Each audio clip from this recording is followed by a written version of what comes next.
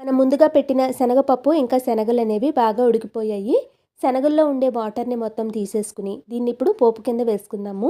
పాన్‌లోకి ఒక tea spoon oil వేసుకుని, ఒక స్పూన్ మినపప్పు, ఒక స్పూన్ జీలకర్ర, 4 ఎండుమిర్చి, కొద్దిగా కరివేపాకుని వేసుకుని పోపుని బాగా వేయించుకోవాలి. ఇవి వేగిన తర్వాత మనం ఉడికించుకున్న శనగల్ని నీళ్ళని మొత్తం తీసేసుకుని దీంట్లోకి వేసుకోవాలి. పైన రుచికి సరిపడా ఉప్పుని వేసుకుని ఒక 2, 3 నిమిషాలు దీన్ని బాగా కలుపుకున్నాము అంటే ప్రసాదం శనగలు రెడీ అయిపోతాయి. శనగలు ఉడికించేటప్పుడు సాల్ట్‌ని వేసుకున్నాం కాబట్టి చూసుకుని సాల్ట్‌ని వేసుకోండి. ఇప్పుడు శనగపప్పుని ఉడికించుకున్నాం కదా! దాంట్లో ఉండే వాటర్‌ని మొత్తం తీసేసుకోవాలి. అస్సలు వాటర్ అనేది ఉండకూడదు. ఈ వాటర్‌ని ఆ రోజు మనం చేసుకునే పప్పులోకి కానీ, రసంలోకి గానీ వాడేసుకోవచ్చు.